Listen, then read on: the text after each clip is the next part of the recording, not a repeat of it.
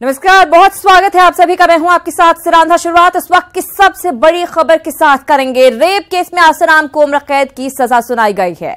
हम आपको बता दें, नाबालिग से रेप का यह पूरा मामला था और इसी मामले में जोधपुर कोर्ट ने आसाराम को उम्र कैद की सजा सुनाई है। और बताया जा रहा है कि जैसे ही सजा का ऐलान किया गया, ये सुनते ही आरोपी आसाराम रोने लगा। बाकी दो आरोपियों को 20-20 साल की सजा सुनाई गई है। हम आपको बता दें, शिल्पी और शरद को 20-20 साल की सजा सुनाई गई है।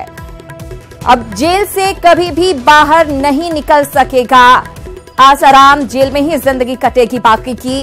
जोधपुर कोर्ट ने यह बड़ा फैसला आसाराम पर दिया है। हम आपको बता दें, कई साल पुराना यह मामला था। आश्रम में रहने वाली एक नाबालिग के साथ रेप का आरोप आसाराम पर लगा था। तब से लेकर अब तक सुनवाई चल रही है। काफी दिन से आसाराम जेल में बंद भी है और आज जोधपुर कोर्ट का यह बड़ा फैसला, उम्र कैद की सजा आसाराम को सुनाई गई है। यानी कि बाकी की जिंदगी आसाराम की जेल में कटेगी।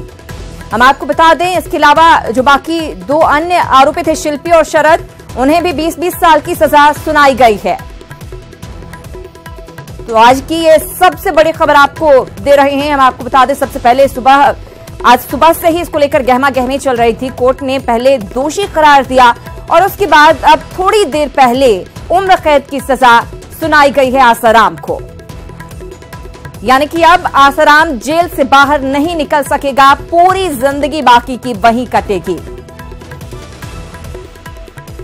आश्रम में रहने वाली एक नाबालिग बच्ची से, नाबालिग लड़की से रेप का आरोप आसाराम पर लगा था। इसके बाद जैसे ही ये खबर सामने आई है, सन्नाटा छा गया देश के अलग अलग हिस्सों में। जितने भी आश्रम हैं आसाराम के, वहां पर और कहीं से किसी तरह की हलचल नजर नहीं आई। लेकिन एक बड़ा फैसला इसे कहा जा सकता है। इतने सालों बाद पीड़िता को इंसाफ मिला है। कुछ अन्य खबरों पर नजर डालते हैं। बड़ी खबर बक्सर से, जहां कोर्ट परिसर से अपराधी फरार हो गया। पुलिस की हथकड़ी छुड़ाकर वो फरार हो गया है। हम आपको बता दें, इस अपराधी पर कई आपराधिक मामले दर्ज हैं। तो एक बड़ी लापरवाही इसे कहा जा सकता है। पुलिस की लापरवाही ही कहेंगे कि पुलिस की हथकड़ी छुड़ाकर अपराधी फरार हो जाता है, वो भी कोर्ट परिसर से। वो अपराधी जिस पर कई आपराधिक मामले दर्ज हैं। बक्सर से ये बड़ी खबर आपको दे रहे हैं।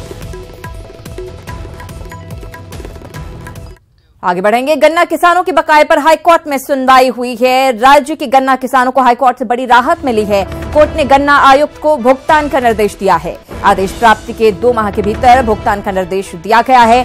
चीफ जस्टिस राजेंद्र मेनन ने यह निर्देश जारी किया है। हम आपको बता दें, कई महीनों से बकाये जो है उसका भुगतान नहीं किया गया है। मंजीत सिंह और अन्य की याचिका पर सुनवाई के बाद कोर्ट की तरफ से यह निर्देश दिया गया है।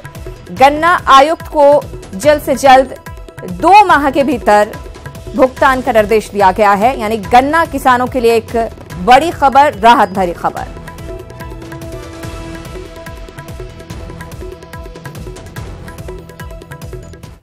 और वीर कुंवर सिंह का विजयोत्सव पूरे बिहार में बड़े धूमधाम से मनाया गया। इस दौरान जगदीशपुर से लेकर पटना तक कई आयोजन किए गए हैं। आज ज्ञान भवन में आयोजित कार्यक्रम में सीएम नीतीश कुमार पहुंचे, जहां उन्होंने वीर कुंवर सिंह के जीवन पर आधारित पुस्तक का विमोचन किया। इस दौरान सीएम जहां लोगों से समाज में बढ़ रही कटुता को दूर करने का आग्रह करते नजर आए, वहीं वीर कुंवर सिंह की भूमिका को भी दोहराया। उन्होंने सीएम ने बिहार के पिछड़ेपन के लिए मदद की मांग की, ताकि बिहार का विकास तेज गति से हो सके।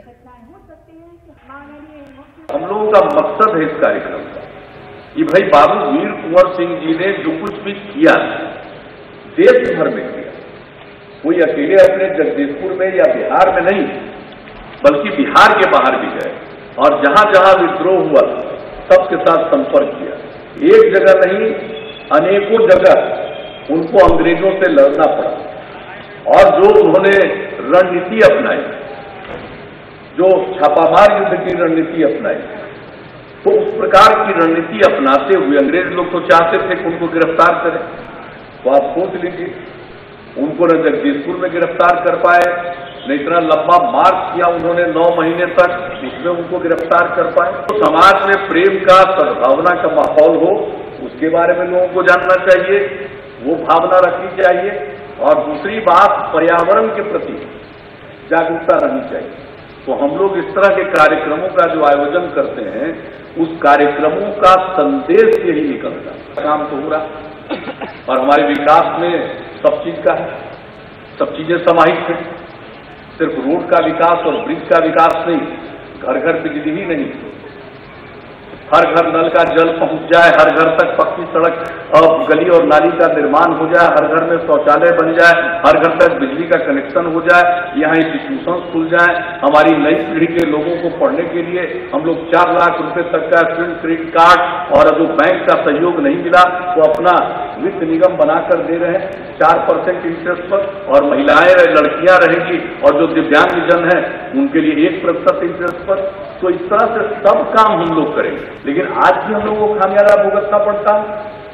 आज भी जो बिहार को और बिहार जैसे राज्यों को का जो पिछड़ापन है, उस पिछड़ेपन को दूर करने के लिए हमें जो हर प्रकार की सहायता चाहिए उसकी भी आवश्यकता है, लेकिन वह तो अपनी जगह पर, और हम लोग तो अपने बलबूते पर भी काम कर रहे हैं। कहाँ था 20-25 हजार रुपये का बजट हुआ करता था, अब इस साल 1,80,000 करोड़ रुपए का बजट है।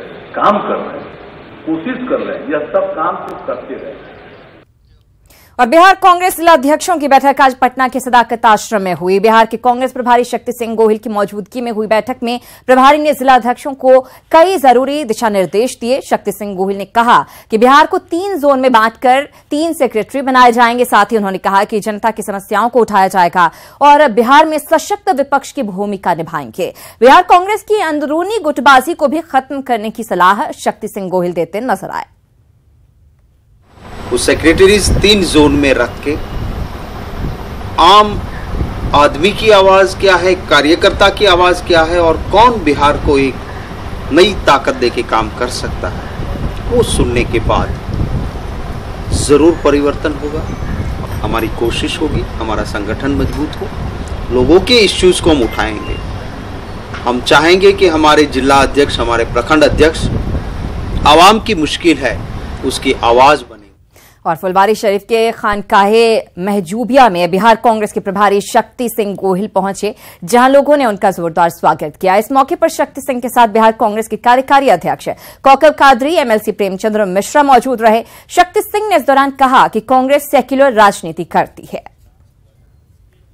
कांग्रेस पार्टी का सेक्युलरिज्म वो है कि जो हर मजहब, हर धर्म कि जो भी लोगों के आस्था के ठिकाने हैं वहाँ पे जाते हैं, माथा टेकते हैं।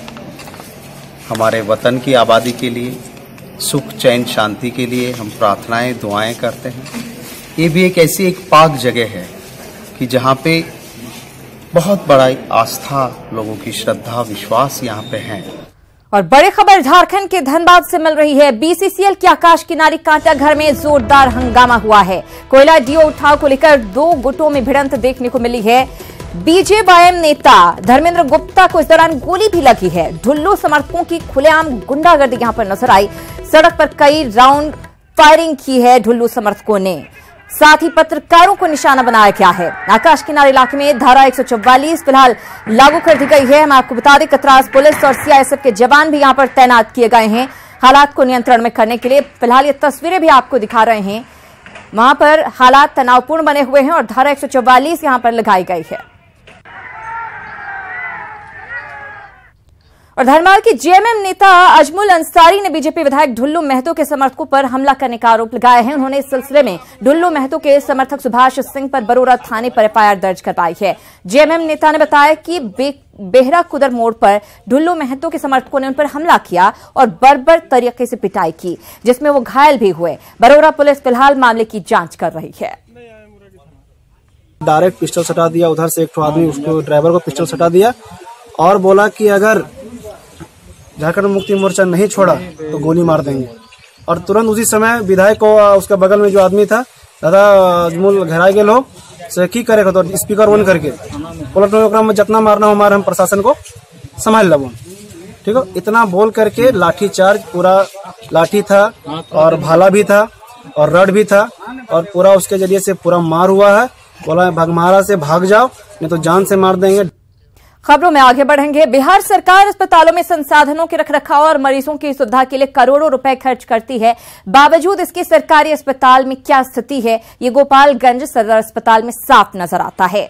आप देख सकते हैं कि किस तरह से महिला मरीज को उसके परिजन जानवरों की तरह टांग कर एक्सरे वार्ड में ले जा रहे हैं। यह सदर अस्पताल बेहतर कार्य के लिए ISO 9001/2008 प्रमाणित है, लेकिन इस अस्पताल में मरीजों की देखभाल की जिम्मेदारी किन कर्मियों पर है, वो यूं ही इधर उधर घूमकर ड्यूटी बजाते हुए नजर आते हैं, जबकि परिजन जानकारी के अभाव में बिना स्ट्रेचर के ही मरीज को लेकर इलाज के लिए भटकते रहते हैं। मामला नगर थाना के हनुमानगढ़ी का बताया जा रहा है। तस्वीरों में भी आप देख सकते हैं किस तरह से दो लोग एक महिला को उठाकर बड़ी ही दिक्कत के साथ ले जा रहे हैं और कोई उन्हें देखने वाला नहीं है। अभी ले गए थे एक्सरे कराने के लिए। सब लोग को स्ट्रेचर नहीं मिला यहाँ से? स्ट्रेचर था सर, लेकिन मालूम नहीं था, हम लोग हबड़ा गया था। तो कोई स्टाफ नहीं लेके गया स्ट्रेचर पे निकोला के? अब हम कोई स्टाफ को हम पूछवे नहीं कि हम तो हबड़ा गए हैं, हम तो मान लें घबरा गए हैं, तो इसलिए हम इनको उठाकर अपने हाथ से लेकर गए। खबर मोतिहारी से, जहां एक मासूम की बेरहमी से पीट कर हत्या कर दी गई। घटना केसरिया थाना क्षेत्र नया गांव डीह टोले की है, जहां कुछ चोर वार्ड सदस्य के घर में चोरी की नियत से घुस गए। तभी मासूम ने चोरों को देख लिया, जिसके बाद चोरों ने चापानल के हैंडल से पीट कर बच्चे की हत्या कर दी। विरोध करने पर चोरों ने घर के अन्य सदस्यों के साथ मारपीट भी की। पुलिस फिलहाल मामले की छानबीन में जुट गई है। हुआ है और उसकी चाची का भी न्यूरी है। अब इसमें अभी जांच कर रहे हैं हम लोग कि आखिर किस कारण से इसका, क्योंकि वो बहुत ही गरीब महिला है, तो ये पता चलने लगाने की कोशिश कर। उधर रोहतास के डेहरी में पुलिस ने शराब के एक बड़े ठिकाने पर छापेमारी कर 414 कार्टन अंग्रेजी शराब बरामद की है। शराब एक गोदाम में छुपा कर रखी गई थी।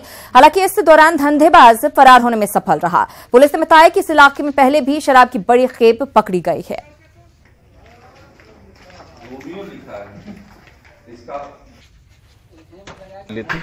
मशरूम फैक्ट्री के आड़ में शराब का अवैध धंधा किया जा रहा है। उसको लेकर थाना प्रभारी डेहरी के नेतृत्व में एक टीम बनाई गई। अर्ली मॉर्निंग छापेमारी की गई है। तो मशरूम फैक्ट्री के एक बगल के उसी कैंपस में एक रूम में जो है कि 180 ml का 414 पैकेट करीब 2000 के आसपास बोतल 180 ml का मिला है और सारी चीज़ों को सीज किया गया है। जहां से शराब बरामद किया गया उसको भी सीज कर लिया गया है। और इस तरह की सूचना मिली थी कि पूर्व में इनके इसी कैंपस से विस्फोटक पदार्थ से मिला था। उसकी हम लोग जांच पड़ताल कर रहे हैं कि क्या केस हुआ है कि नहीं हुआ। फिलहाल पता चल गया, उनके गिरफ्तारी के लिए छापेमारी की जा रही है। शीघ्र उनको गिरफ्तार। और खबर रांची से है, जहां NSUI के 2 छात्र नेता हिरासत में लिए गए हैं। दरअसल इन छात्रों के पास से कई कॉलेजों के फर्जी दस्तावेज बरामद हुए हैं। गुप्त सूचना के आधार पर जगन्नाथपुर पुलिस ने छापेमारी की, जिसके बाद इन छात्रों को हिरासत में लिया गया है। आपको बता दें कि जगन्नाथपुर थाना इलाके के कचनार टोली में पुलिस ने गुप्त सूचना के आधार पर छापेमारी करते हुए भारी मात्रा में विभिन्न कॉलेजों के फर्जी मुहर और दस्तावेज बरामद किए। इन दस्तावेजों में कॉलेज के आई कार्ड, आधार कार्ड भी पुलिस ने जब्त किए हैं। पुलिस के मुताबिक NSUI के चुनावों में इन दस्तावेजों का इस्तेमाल होना था। फिलहाल इस मामले में पुलिस छानबीन कर रही है। कचना टोली के पास जो गैस गोदाम के पास फ्लैट है, उसमें 103 में कुछ लोग जाली कागजात बना रहे हैं। इस सूचना पर जब वहां गए तो देखे कि वो जो NISU क्या है, जो चुनाव होने जा रहा है विद्यार्थियों का, उसका बहुत सारा कागजात था और उसी में कुछ वोटर ID, आधार कार्ड और बहुत सारा लड़कों का आइडेंटिटी कार्ड, उसके बाद बहुत सारा कॉलेज का प्रिंसिपल का मोहर। क्या दिल्ली की गद्दी का रास्ता राम सीता सर्किट के रास्ते तय होगा? यह सवाल सियासी फिजाओं में जोर शोर से तैर रहा है। यह सवाल तब और तेजी से उठने लगा है जब सीएम नीतीश ने सीतामढ़ी से राम की नगरी अयोध्या तक रामायण सर्किट का निर्माण कराने और सीता जयंती के मौके पर सरकारी अवकाश की घोषणा भी कर दी। तो क्या बीजेपी ने अपना agenda Ram Sita via Delhi set कर लिया है? देखिए ये रिपोर्ट।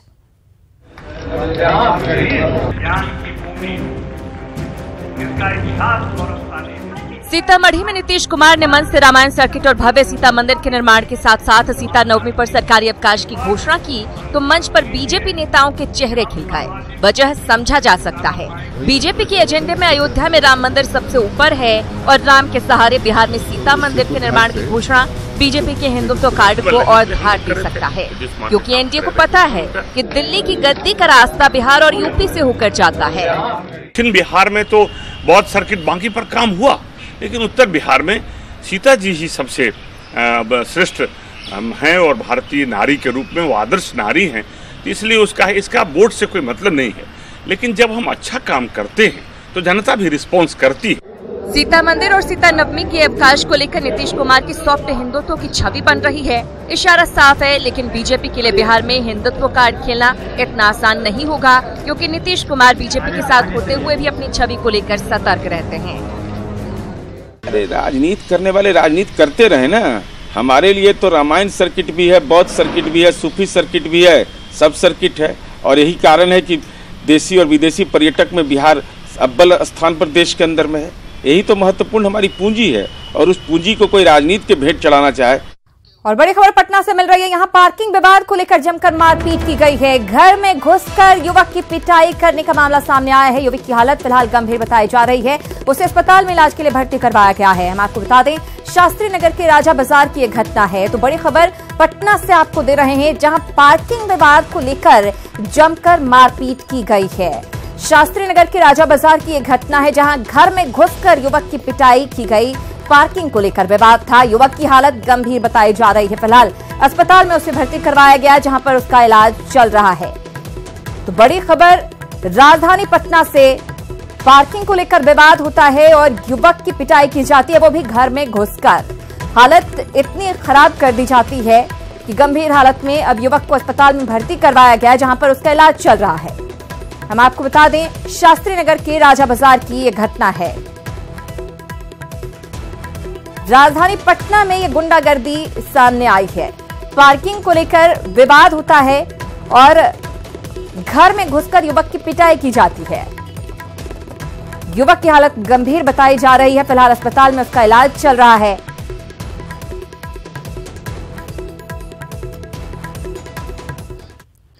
और इसी के साथ इस बुलेटिन में इतना ही, लेकिन बिहार और झारखंड की बाकी तमाम खबरों को विस्तार से जानने के लिए हमारी वेबसाइट पर विजिट करें। हमारी वेबसाइट है news18bihar.com, news18jharkhand.com। मुझे दीजिए इजाजत, नमस्कार।